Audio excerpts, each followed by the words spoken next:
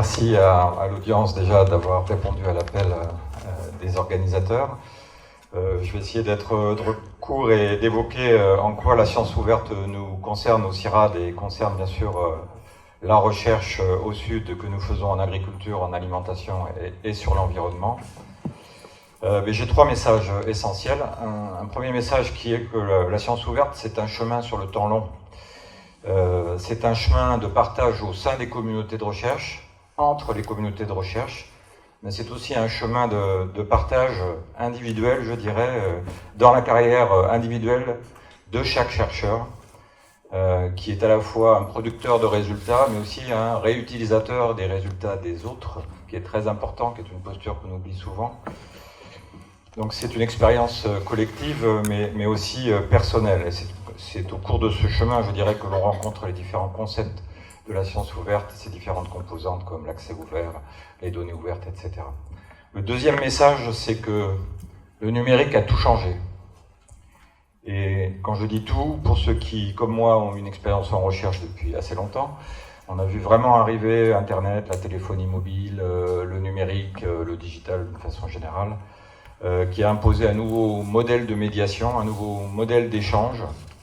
En jargon, on parle de désintermédiation, qui a vraiment changé la façon dont on accède aux ressources, mais qui a aussi changé le modèle de diffusion des publications, notamment avec des modèles économiques qui sont encore sujets de controverses.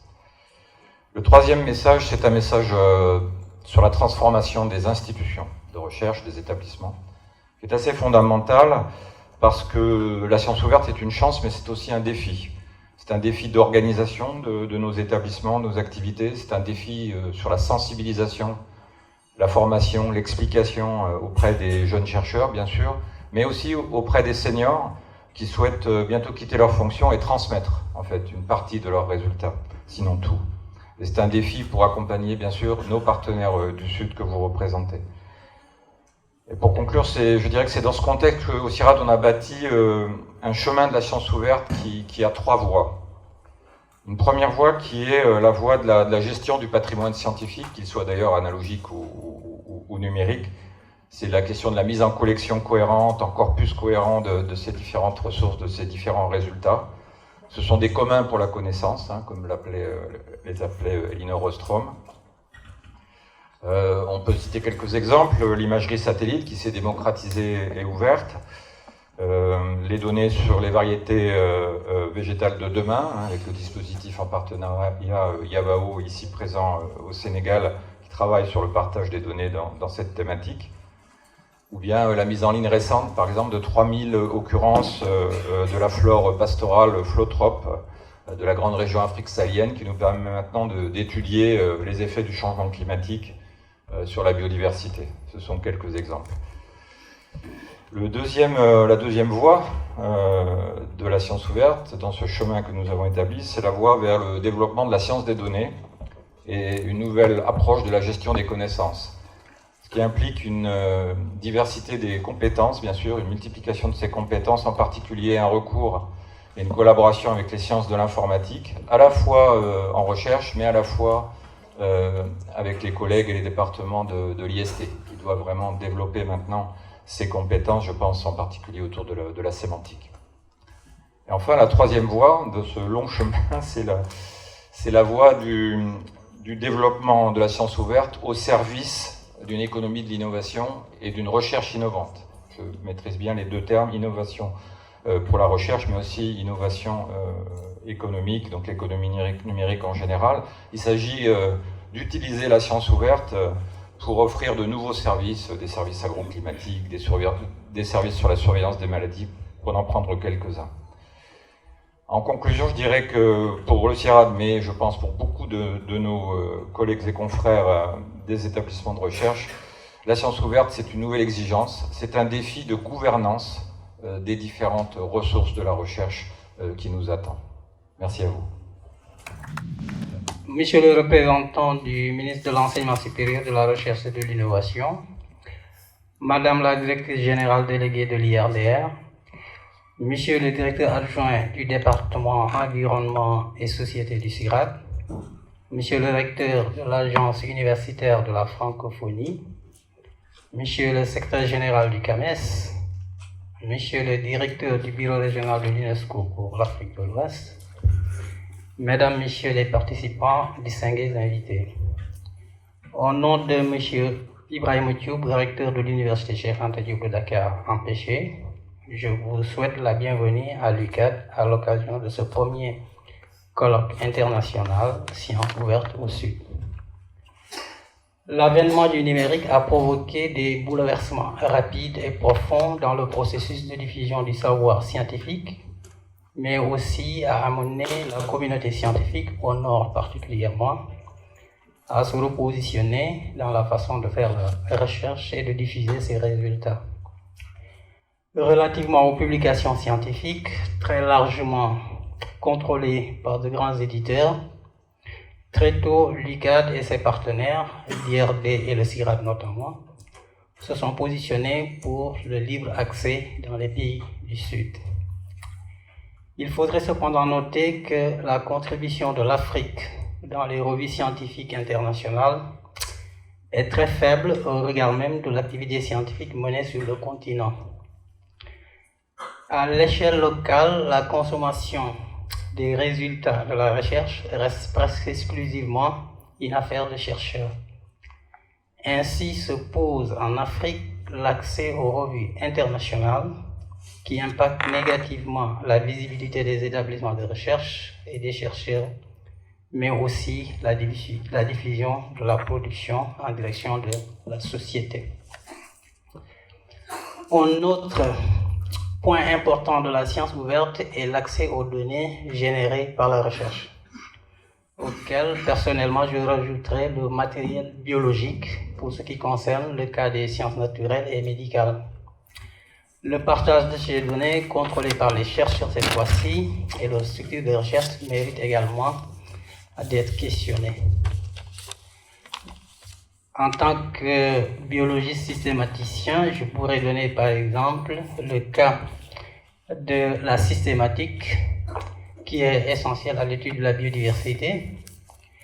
En Afrique, il y a énormément de choses à faire au niveau de la systématique, particulièrement au niveau du groupe des insectes, mais il se trouve que les types des espèces sont dispersés dans des musées du Nord et l'accès à ces types pose énormément de difficultés et freine le développement de la systématique, donc de la biodiversité en Afrique.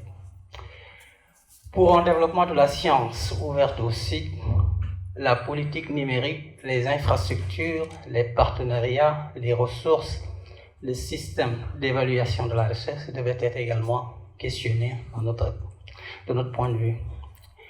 La révolution numérique offre une réelle opportunité pour l'Afrique de développer une recherche collaborative, dynamique, visible et démocratique. Ce premier colloque international sur la science ouverte au Sud devrait permettre d'identifier les enjeux et de dégager les perspectives d'une science en Afrique qui ne serait pas une science locale, mais une science de contribution à la production de savoir pour le progrès de l'homme. Merci de votre aimable attention. Merci, le secrétaire général du CAMES, directeur de l'Agence universitaire de la francophonie, monsieur le directeur de la recherche, représentant monsieur le recteur de l'UCAD, madame la directrice générale déléguée, monsieur le directeur adjoint du département sciences et environnement du CIRAD, mesdames, messieurs les participants, chers collègues, c'est vraiment avec plaisir que je retrouve des visages connus, donc des frères venant de différents pays africains, de France et du Canada et d'autres pays. Et donc vous partagez avec nous cette discussion importante sur la thématique de la science ouverte, sujet important et dans le contexte actuel, bien entendu, pour nous au Sénégal, d'une réforme de l'enseignement supérieur, de la recherche et de l'innovation, qui a commencé depuis quelques années et qui est articulée autour d'une vision importante et essentielle, celle de faire de telle sorte que l'enseignement supérieur, la recherche, l'innovation et donc la science puissent être un levier de développement durable. Et bien entendu, le chemin est long et le travail certainement aussi ardu pour arriver à matérialiser cela. Et très certainement, ce sera quasiment difficile et je dirais même impossible si nous n'arrivons pas à mobiliser, encore une fois de plus, en tant que communauté scientifique, en tant que communauté d'universitaires, de mobiliser toute la connaissance nécessaire. La production scientifique africaine représente moins de, on le dit souvent, 2% de la production mondiale. Mais on pourrait s'arrêter là pour dire, en réalité, il s'agit de la production reconnue, se trouvant dans des bases de données reconnues, certes de qualité, et lorsque les standards sont admis et acceptés comme cela jusqu'à présent. Mais nous savons tous, la contribution de l'Afrique à la connaissance est beaucoup plus importante que ces statistiques-là. Bien entendu, elles nous servent et elles constituent pour nous un point de référence qui nous permet d'agir et d'agir pour une meilleure amélioration de nos infrastructures de recherche et de nos politiques.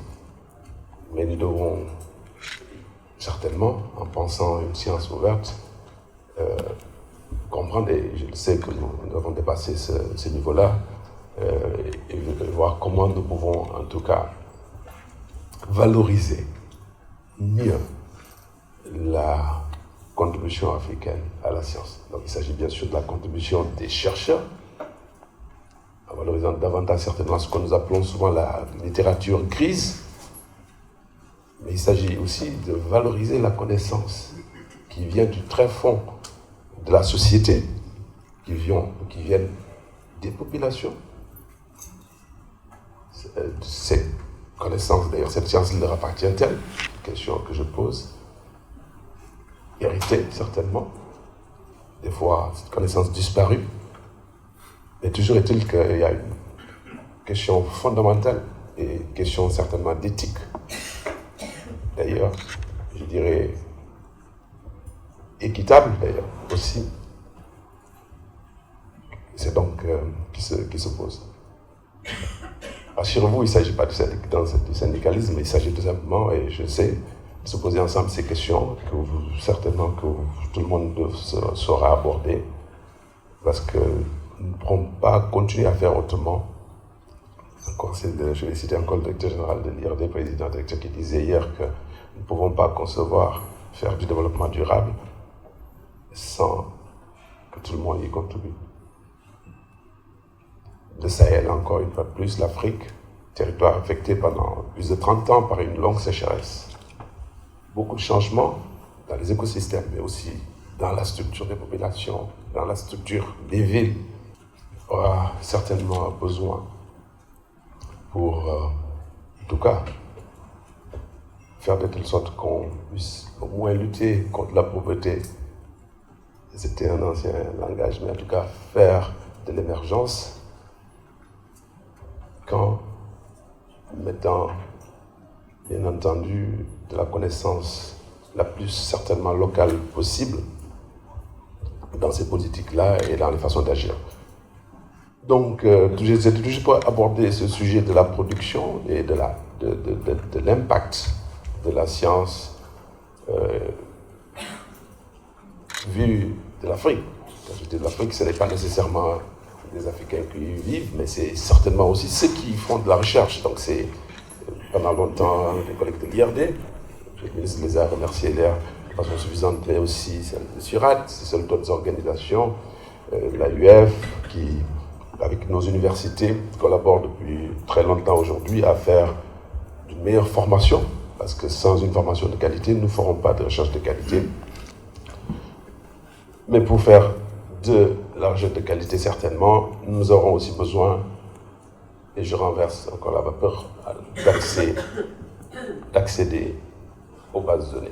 encore une fois de plus, l'accès à la base de données, l'accès à l'information scientifique doit être certainement et est en train certainement d'être décloisonné. Donc on voit bien le challenge d'une science ouverte. Équité, éthique, transparence aussi.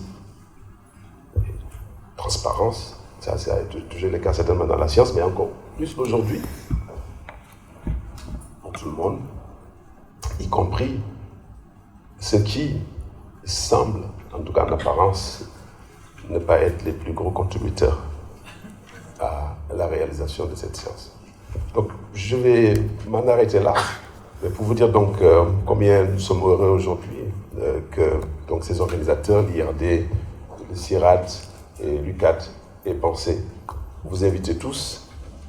C'est l'occasion de vous souhaiter la bienvenue encore à Dakar et vous dire dans le Nadiam, au pays de la Teranga, c'est un mot wolof qui veut dire seulement bienvenue.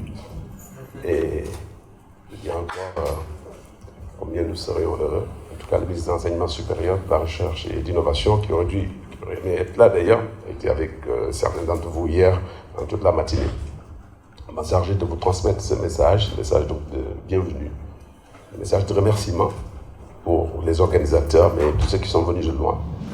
Monsieur le représentant du ministre de l'Enseignement supérieur, de la Recherche et de l'Innovation, Monsieur le représentant du recteur de l'Université Cheikh Anta Diop, Madame la directrice générale déléguée de l'IRD, Monsieur le recteur de l'Agence universitaire de la francophonie, chers amis, chers collègues, Monsieur le directeur adjoint du département environnement et société du CIRA, distingués invités, Mesdames et Messieurs.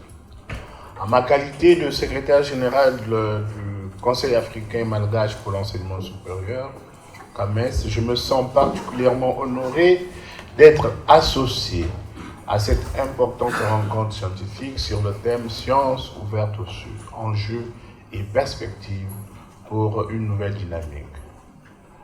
Cette conférence placée sous la présidence de Monsieur le ministre de l'Enseignement supérieur, de la Recherche et de l'Innovation, dont la présence du professeur Amadou Gueye donne un éclat particulier à cette cérémonie solennelle.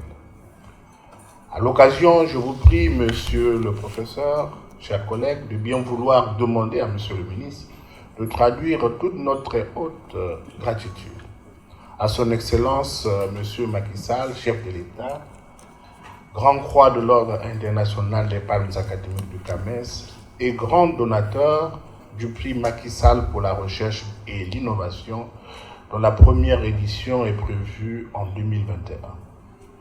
J'adresse aussi mes salutations distinguées à tous les partenaires ici présents, venus du Sénégal et d'ailleurs, qu'il me soit permis de rappeler les missions essentielles de notre organisation panafricaine d'intégration en matière d'enseignement supérieur, de recherche et d'innovation, pour permettre d'en saisir l'opportunité des centres d'intérêt, au cas où certains d'entre eux ne seraient pas encore bien perçus, bien visibles et lisibles. Porté sur les fonds baptismaux en janvier 2018 à Niamey, au Niger, le CAMES a pour ambition de promouvoir et favoriser la compréhension de la solidarité entre les États, d'instaurer une coopération culturelle et scientifique permanente entre les États membres, de rassembler et diffuser tout document universitaire ou de recherche, thèses, statistiques, informations sur les examens annuels, annales, palmarès, informations sur les offres et demandes d'emploi de toute région, de préparer les projets de convention entre les États concernés dans les domaines de l'enseignement supérieur, de la recherche et contribuer à l'application de ces conventions, de concevoir et promouvoir la concertation en vue de coordonner les systèmes d'enseignement supérieur de recherche afin d'harmoniser les programmes et les niveaux de recrutement dans les différents établissements d'enseignement supérieur de recherche, favoriser la coopération entre les différentes institutions ainsi que les échanges des informations. Donc nous sommes en plein dans notre mission en nous retrouvant ici. Notre organisation commune, qui a fêté son cinquantenaire en mai 2018 à Ouagadougou, au Burkina, en présence de plusieurs chefs d'État et de gouvernement, des ministres en charge de l'enseignement supérieur et de la recherche, de la communauté universitaire et de recherche de l'espace CAMES, ainsi que des partenaires, s'est doté de la vision d'un CAMES du futur, opérationnalisé déjà à travers un plan stratégique de développement PSDC 2015-2019, dont le bilan positif a été salué par le dernier Conseil des ministres, puis un nouveau plan à l'horizon 2020-2022, toujours articulé autour de 7 axes innovants et complémentaires. Éthique et déontologie, modernisation de la gouvernance, modernisation le programme Silhouette CAMES, renforcement de la démarche qualité, formation, recherche et innovation, synergie, partenariat et stratégie, communication et relations publiques. Il dispose désormais également d'une nouvelle instance de décision, le sommet triennal des chefs d'État, décidé au cours de cette même rencontre internationale à Ouagadougou lors du cinquantenaire. Monsieur le ministre, monsieur le représentant du ministre, mesdames et messieurs, abordons le thème de la conférence sur les enjeux de la science. J'entends relever la convergence de vues de notre organisation avec celle de l'IRD et de ses partenaires sur cette question essentielle du libre accès en phase avec ce mouvement inéluctable qu'impose désormais la globalisation du monde. Si l'on considère la science ouverte comme la possibilité de diffuser sans entrave les publications et les données de la recherche, l'on comprend aisément les défis qui sont aujourd'hui les nôtres en la matière, au regard des 3 missions essentielles de l'université que sont la formation, la recherche et le service à la communauté. En plus de donner accès aux résultats de la recherche, la science ouverte permet de rendre visible et trouvable à l'international la production de nos recherches, la production scientifique de nos chercheurs, de susciter à distance et en présentiel des partenariats, de soutenir une formation de qualité dans le contexte du LMD, de contribuer à une bonne éthique et à une bonne recherche, de lutter donc contre le plagiat, mais aussi de lutter contre ceux d'aucuns ont qualifié d'injustice cognitive identifiée dans le cadre d'un projet de recherche-action en Afrique francophone et Haïti. Pour répondre à ces différents défis, le CAMES a développé des initiatives dans le cadre du plan stratégique de développement, au nombre desquelles nous pouvons citer la création de 12 programmes thématiques de recherche, l'élaboration d'un référentiel d'évaluation des écoles doctorales, véritable pépinière de formation à la recherche et par la recherche, l'organisation bisannuelle des journées scientifiques constitue une tribune dédiée de partage et d'enrichissement. La mise en place d'un programme de gouvernance numérique dénommé Programme Silhouette du CAMES, la création de revues en libre accès, la volonté dans le cadre du PSDC 2020-2022 de faire du CAMES une agence d'accréditation des revues et de leur indexation. Dans le registre des innovations, on peut relever en particulier la mise en place en 2018 du dépôt institutionnel du CAMES, une archive panafricaine numérique ouverte. Il constitue à nos yeux un outil important pour la promotion de la science ouverte en Afrique en étroite collaboration avec les universités et centres de recherche sur l'espace. Monsieur le représentant du ministre, mesdames et messieurs, au moment où l'IRD célèbre son 75e anniversaire, je me réjouis de ce que nous nous activions à renforcer, à diversifier notre partenariat, particulièrement autour des centres d'intérêt à identifier au niveau de la recherche. Monsieur le représentant du ministre, mesdames et messieurs, avant de terminer, je soumets à votre attention 2 pensées qui peuvent inspirer notre engagement tout au long de ce colloque. Le philosophe Giambattista, en 1732, disait qu'on n'apprend ni pour s'enrichir, ni pour se glorifier de ses connaissances, ni même pour devenir sage, docte ou savant, mais pour contribuer à l'héroïsme humain. Cet héroïsme consiste à contribuer au bonheur humain. Madame Frédérique Vidal, une contemporaine, car ministre actuelle français de l'enseignement supérieur, de la recherche et de l'innovation, soutient que la science est un bien commun que nous devons partager le plus largement possible. Le rôle des pouvoirs publics est de rétablir la fonction initiale de la science comme facteur d'enrichissement collectif. Je ne trahirai pas un secret. Tout à l'heure, avec mon ami Godemar, il me disait que quand on voit tout ce qui se passe dans le monde, l'université reste encore l'îlot qui peut sauver le monde. Et il me dit, j'espère que tu continueras à te battre dans ce sens. Aussi, je vous souhaite à tous et à toutes un excellent colloque et de fructueuses délibérations en vue des synergies d'action à développer pour une science véritablement ouverte et accessible. Merci. Merci pour votre aimable et patiente attention. Merci. Monsieur le directeur de la recherche et représentant du ministre, Monsieur le secrétaire général du CAMES, cher Bertrand, Madame la directrice générale de l'IRD, chère Elisabeth, chers collègues représentants de l'UCAD et du CIRAD, et chers amis, chers collègues ici participants. Je voudrais d'abord vous remercier l'IRD de cette invitation dans cette année un peu particulière de 75e anniversaire. Et je prends cette invitation d'ailleurs pour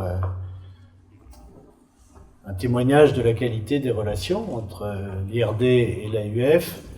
Nous allons d'ailleurs dans quelques jours renouveler notre accord de partenariat qui a déjà débouché sur des actions tout à fait intéressantes. Et ma présence est une façon très simple et très modeste de participer à non seulement cette année d'anniversaire, mais je dirais à une réflexion sur un sujet qui est pour nous également très important. Alors ce thème essentiel de la science ouverte, pour tout scientifique, il est évidemment essentiel. Alors il part de cette conviction souvent exprimée, je dirais affirmée même, selon laquelle la science serait un bien commun, devrait être un bien commun, avec toutes les vertus attachées à cette notion, notamment le fait que, par définition, elle devrait être accessible à tous, avec un accès équitable à tous, et puis qu'elle présente cette particularité de tout bien commun, qui est d'être au fond des biens qui ont cette particularité que quand on le transmet, on s'en dépossède pas en même temps. C'est-à-dire c'est ce qui est la forme la plus forte du partage d'une certaine manière. Sauf que les choses sont pas aussi simples. Et elles sont pas aussi simples parce que les modalités de production de la science ne sont pas aussi simples. Il y a la production publique de la science qui pourrait rendre plus facile son instauration en bien commun, mais il y a, et de plus en plus, de la production privée de science. Et puis il y a des inégalités territoriales que vous avez fort bien rappelé, monsieur le directeur. La production n'est pas produite partout de la même façon, à la même quantité. Quand on cite ce chiffre bien connu de tout le monde, de l'ordre de 2%, je dis de l'ordre de 2 parce que les statistiques sont pour le moins imprécises, mais en tout cas très peu de choses dans la production scientifique mondiale venant d'Afrique, alors qu'on connaît par ailleurs le talent de très nombreux chercheurs africains, qui d'ailleurs vont l'exercer en général ailleurs qu'en Afrique. Eh bien, ça produit des inégalités qui sont inévitablement, tout cela produit des inégalités qui sont autant d'obstacles à ce que la science soit un bien commun. Parce que, inévitablement, s'instaurent des droits de propriété, ne serait-ce que par le phénomène de production privée, tout ce qui relève des brevets, tout ce qui relève au fond de cette vertu principale de la science, qui est de pouvoir être transformée en activité. Et donc, inévitablement, si on y rajoute en plus les phénomènes de frontières, si on y rajoute les concurrences entre États, si on y rajoute les conflits de toute nature, nous savons bien que cette aspiration à une science ouverte telle que nous la rêvons, une science qui soit véritablement le bien commun, le chemin va être très long pour y arriver. Mais ça fait partie de nos tâches, d'une certaine manière, que d'y contribuer. Et de la même manière que mon ami Bertrand disait, les universités peuvent être des facteurs de paix, ce que nous partageons aussi comme conviction profonde, la science aussi, même si par ailleurs elle est à la source de bien des guerres et de bien des conflits. Donc c'est dans cette contradiction permanente, au fond, que nous sommes, qui n'est pas en elle-même effrayante, mais qu'il faut aborder avec beaucoup de lucidité, beaucoup de réalisme.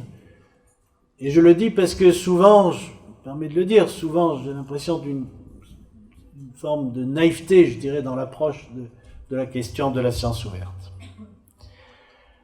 Alors par rapport à cela, qu'est-ce que nous pouvons faire ? Aussi modestement que ça puisse être, c'est un peu comme le développement durable, hein. On est face à des enjeux absolument fantastiques, mais en même temps, il y a des petites choses, ou qui peuvent apparaître petites, mais qui sont absolument indispensables. Alors pour l'AUF, c'est un sujet depuis longtemps. Pourquoi ? D'abord parce que l'AUF, par essence, je dirais, depuis qu'elle existe, elle est fondée sur un principe simple, qui est d'abord le principe de la solidarité entre universités. Solidarité depuis les origines, et c'est d'autant plus remarquable d'ailleurs que quand l'AUF a été créée au début des années 60, le monde universitaire était complètement différent de ce qu'il est aujourd'hui. Il était d'abord beaucoup plus restreint. En Afrique, il y avait très peu d'universités, par exemple. Bon, ce qui était le témoignage d'ailleurs d'une situation politique que tout le monde connaît. Bon. Et ce principe de solidarité, je dirais qu'aujourd'hui, il est encore plus important. Il est encore plus important, d'abord parce que le monde universitaire, il est maintenant réparti dans le monde entier, avec beaucoup d'universités. Le nombre d'universités qui naissent chaque année est impressionnant. Le taux de scolarisation dans l'enseignement supérieur a atteint partout dans le monde, y compris en Afrique, des taux que les pays du Nord ne connaissaient pas il y a une génération. Et tout ça crée évidemment des besoins absolument nouveaux. Et nous sommes très fiers d'être un élément de solidarité dans un monde universitaire qui en même temps est complètement pris par des phénomènes de compétition, de concurrence. Regardez ces débats réguliers, récurrents sur les classements. Bon. Ces deux choses ne sont pas incompatibles dans notre esprit. Nous sommes aussi pour le progrès permanent, la compétitivité. Mais cette solidarité, c'est, je dirais, d'une certaine manière, le fondement de la science ouverte.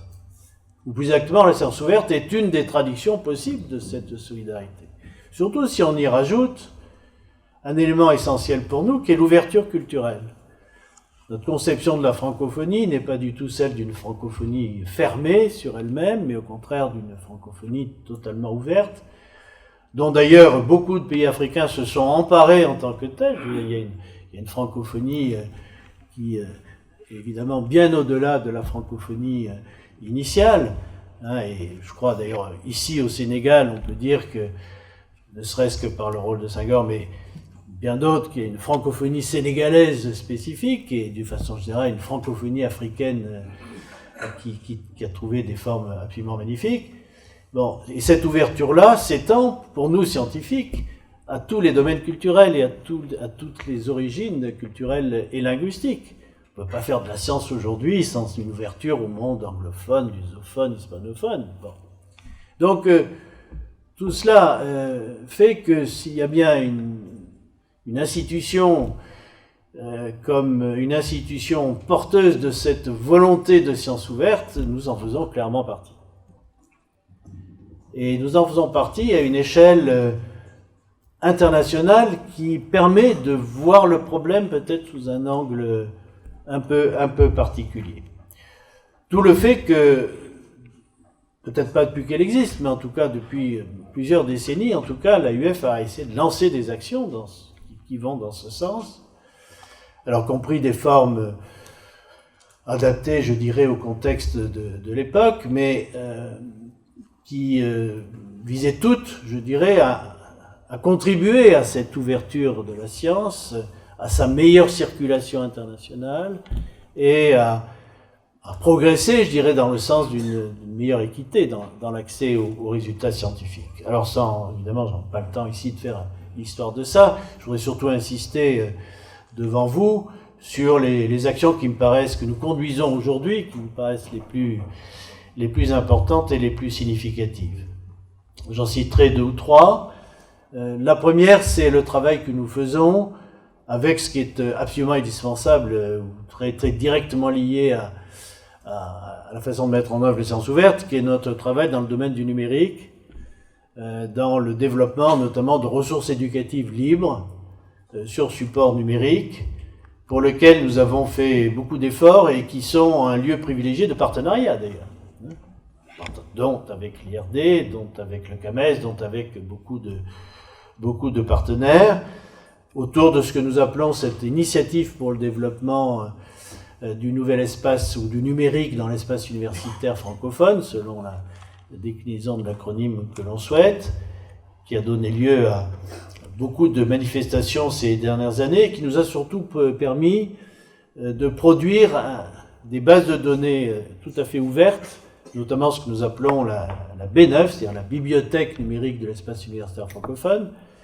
qui est désormais accessible à toutes les universités du monde francophone, pour lequel nous avons collationné, avec l'accord des partenaires producteurs de ces ressources, aujourd'hui plus de 6 millions de ressources éducatives d'accès libre, totalement, qui sont des outils permettant aux enseignants de préparer l'enseignement, aux étudiants d'approfondir ce qu'ils reçoivent à l'université, aux chercheurs, puisqu'il y a aussi des éléments de recherche. Bref, un potentiel, je dirais, qui est notre contribution, essentiellement francophone, bien sûr, puisqu'à travers ça, il y a aussi, je vais y revenir, des éléments visant à surmonter un certain nombre de barrières culturelles dans la production scientifique et surtout dans sa diffusion, et notamment pour favoriser la diffusion en français de ces ressources éducatives, ou la diffusion de ressources produites en français, ce qui n'est pas tout à fait la même chose. Bon. À l'intérieur de ça, d'ailleurs, à l'intérieur de cette bibliothèque numérique, il y a un volet particulier qui est ce que nous appelons l'Atlas de l'expertise francophone, qui est un repérage ou une indexation, on pourrait dire, des experts francophones sur les grands domaines scientifiques, qui permet, là aussi, dans un accès libre, de pouvoir disposer instantanément, je dirais, lorsqu'on travaille sur un sujet, c'est notamment, je dis ça à l'adresse des décideurs, lorsqu'on travaille sur un très nombreux sujets qui se posent aujourd'hui, on puisse immédiatement accéder à des experts reconnus, je dirais, dans tel ou tel domaine, et en l'occurrence des experts francophones. Deuxième exemple, alors je pourrais citer aussi un travail que nous faisons en matière d'archives ouvertes. Je n'ai pas le temps de développer, mais nous avons un travail intéressant, et en particulier au Sud. Je pense en particulier à ce que nous faisons en Afrique de l'Ouest et dans l'océan Indien, en partenariat avec le CAMES d'ailleurs, sur ce sujet-là. Ce que nous faisons également au Moyen-Orient. Bon, donc il y a aussi des travaux, je dirais, en termes d'archives ouvertes qui rentrent pleinement, je crois, dans le sujet que nous traitons aujourd'hui. Nous venons de lancer également, sous une forme un peu différente, une revue que nous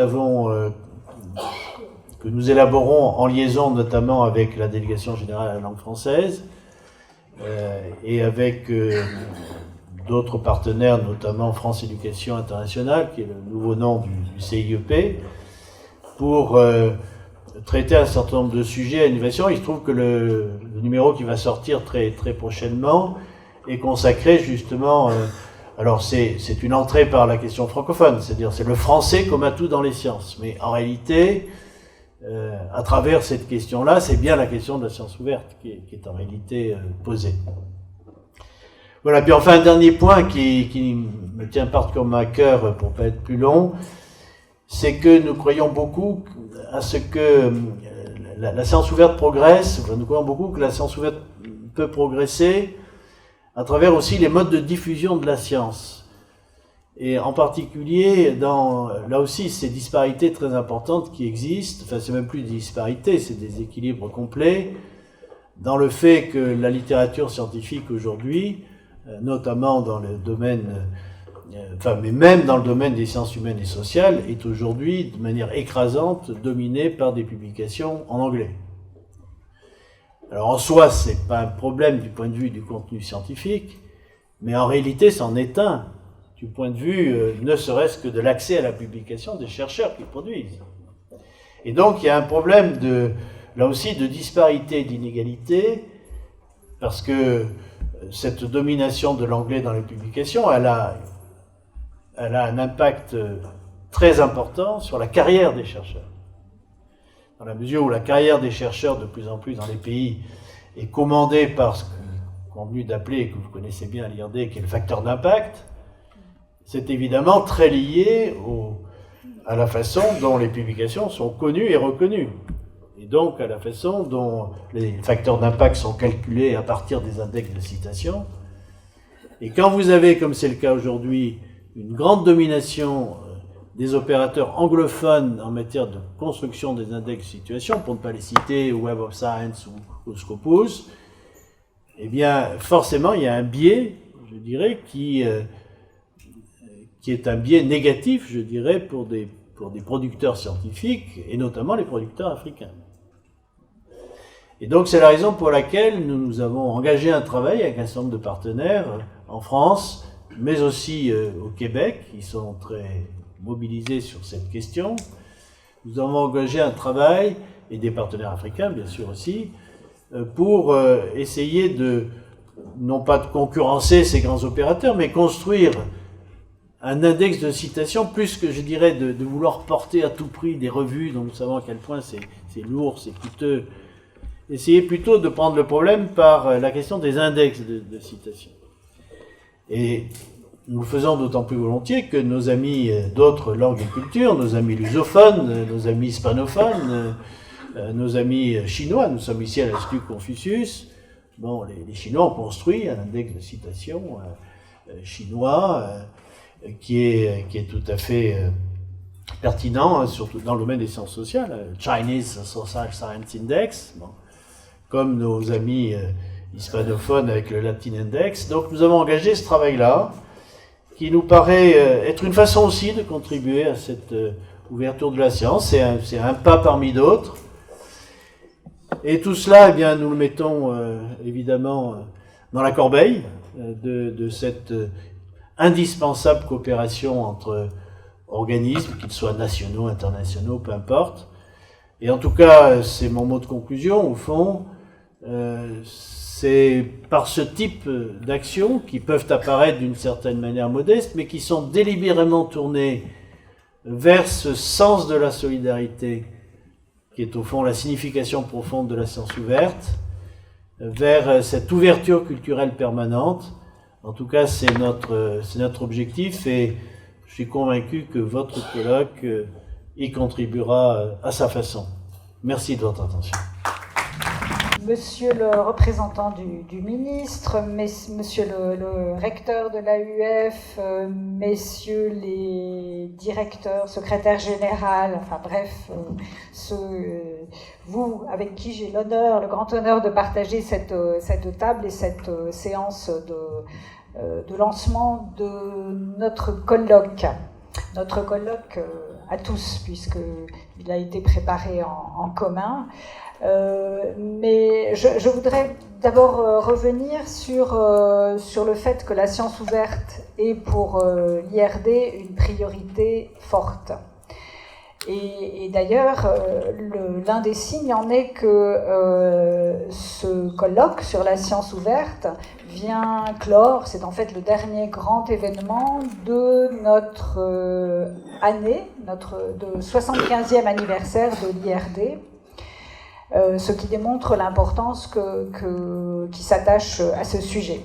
C'est une priorité qui est inscrite aussi au cœur du plan d'orientation stratégique 2030 de l'IRD, qui donne à l'Institut comme objectif de contribuer au partage international des connaissances, des innovations et des avantages issus de la recherche, à la libre circulation des idées et au rapprochement des peuples. En cela, l'IRD s'inscrit pleinement dans le plan national de la science ouverte, impulsé depuis 2018 par la ministre française de l'Enseignement supérieur, de la Recherche et de l'Innovation, Frédérique Vidal. Ce plan rend obligatoire un accès ouvert aux publications scientifiques et aux données issues de recherches financées par l'État. La science ouverte est une exigence éthique, comme le rappelait Frédérique Vidal à l'occasion du lancement de ce plan. Elle disait « La science est un bien commun que nous devons partager le plus largement possible. Le rôle des pouvoirs publics est de rétablir la fonction initiale de la science comme facteur d'enrichissement collectif. » L'universalité est un principe, l'universalité, est un principe fondamental de la science. Seuls les résultats pouvant être discutés, contestés et le cas échéant testés et reproduits par d'autres sont qualifiés de scientifiques et sont à même de faire avancer les frontières de la connaissance. En faisant de la science ouverte une priorité majeure, l'IRD est également en phase avec les initiatives internationales, notamment européennes. Et je citerai ici le plan S, lancé en septembre 2018 par l'Union européenne, qui précise que d'ici à 2021, la recherche financée par les bailleurs adhérents à la coalition S soit publiée dans les revues ou les plateformes en libre accès. D'une certaine façon, l'IRD est précurseur dans le domaine de la science ouverte, et je vais vous expliquer pourquoi. Puisque, en matière de libre accès aux publications scientifiques, l'IRD s'est engagé dès 1986 avec la création de la base Horizon Plein Texte, qui référence les publications des chercheurs de l'IRD. On a lancé aussi en 1996 une politique de numérisation de ces publications pour qu'elles puissent être accessibles en format PDF sur Internet. Aujourd'hui, cette bibliothèque numérique constitue l'une des plus anciennes archives scientifiques institutionnelles françaises. À titre d'exemple, en quelques clics, j'ai pu explorer des sujets aussi divers que les enjeux de classification des sols du Sénégal en 1947, ou retrouver les premières esquisses d'entomologistes dessinant les morphologies de coléoptères cérambycidés, et ne me demandez pas de faire un croquis, et leur répartition au Sénégal en 1946. Donc ça remonte à très loin. La base Horizon met en libre accès 86 000 publications scientifiques. Elle constitue un outil de travail pour les chercheurs du monde entier, puisque l'on enregistre environ 8 000 téléchargements par jour, dont plus de la moitié proviennent d'internautes du Sud. Les éditions de l'IRD favorisent elles aussi le libre accès, en diffusant sur la plateforme Open Editions plus de 200 ouvrages, dont 80% sont en libre accès. Ce bel outil vient d'être complété par l'entrepôt de données IRD DataSud, avec comme objectif d'assurer le stockage, la préservation des données, ainsi que leur partage avec l'ensemble de la communauté scientifique. Je voudrais aussi insister sur le fait que la science ouverte présente une double opportunité pour les pays du Sud. Alors que plus de 60% des publications de l'IRD sont co-signées avec un partenaire du Sud, il nous semble essentiel de partager notre vision et de promouvoir cette dynamique de la science ouverte auprès de nos partenaires. Et ce, tout particulièrement en Afrique francophone, où la diffusion des connaissances scientifiques est encore freinée par un manque d'initiative en faveur de l'ouverture des données de la recherche, ou une fragmentation de ces initiatives à ce stade. Mais à ce point de mon intervention, je voudrais mentionner la stratégie africaine pour la science et la technologie et l'innovation, STISA 2024, qui est un document fondateur qui concerne l'ensemble des pays d'Afrique, donc l'Union africaine, au niveau de l'Union africaine. Et là, la science ouverte est placée très haut dans les priorités de ce document, du STISA. Et vous savez sûrement que des initiatives ont vu le jour sur le continent, dans son ensemble, notamment, alors je vais le dire en anglais, The African Open Science Platform Initiative, qui a été lancée en Afrique du Sud fin 2016 et qui se veut un projet panafricain, par l'Afrique et pour l'Afrique. Pour revenir à l'IRD, avec la bibliothèque numérique Horizon, nous avons pour préoccupation première de rendre plus accessibles nos publications scientifiques à nos partenaires du Sud qui n'ont pas toujours les moyens d'accéder aux publications de la science mondiale, ni de publier dans des revues internationales. On l'a vu, différents intervenants avant moi l'ont mentionné. Donc ils n'ont pas toujours les moyens de publier dans des revues internationales du fait de coûts souvent prohibitifs d'abonnement ou de publication. Dans le souci de renforcer les capacités au Sud dans ce domaine, l'Institut intervient également dans des actions de sensibilisation aux archives ouvertes scientifiques et dispense des formations à la numérisation. Depuis 2010, il a ainsi ouvert un serveur qui offre un service d'hébergement et de diffusion pour les collections de publications numériques produites par des institutions de recherche africaines. Avec l'entrepôt de données DataSud qui vient d'être lancé, l'ambition est de proposer à nos partenaires du Sud un accès aux données qui ont été collectées et élaborées en collaboration avec eux et de favoriser une maîtrise de leur diffusion. Levier pour une recherche d'excellence, la science ouverte représente pour les pays du Sud une double opportunité, donc celle d'accéder plus largement aux publications et aux données de la recherche, et celle de renforcer la notoriété de leur production scientifique sur la scène internationale. Et on en revient à la question de l'accès aux classements internationaux. Donc ces enjeux essentiels seront au cœur de ce colloque international, le premier à être dédié spécifiquement à la science ouverte en Afrique francophone. L'IRD est évidemment très reconnaissant à l'UCAD qui nous accueille, au CIRAD de l'avoir initié à nos côtés, à l'AUF et au Conseil et au CAMES pour leur partenariat dans cette aventure. On remercie aussi in absentia l'UNESCO qui nous a accordé son patronage. Et bien sûr, Monsieur le ministre qui a passé un moment avec nous hier, alors c'était le 70e anniversaire de l'IRD au Sénégal, donc un événement différent mais qui a aussi été auquel beaucoup de ces questions ont pu être discutées. Et je vous invite maintenant à travailler, puisqu'il est question d'ateliers de travail dans la suite de cette cérémonie d'ouverture. Et merci à tous de votre participation active. Je vous remercie bien.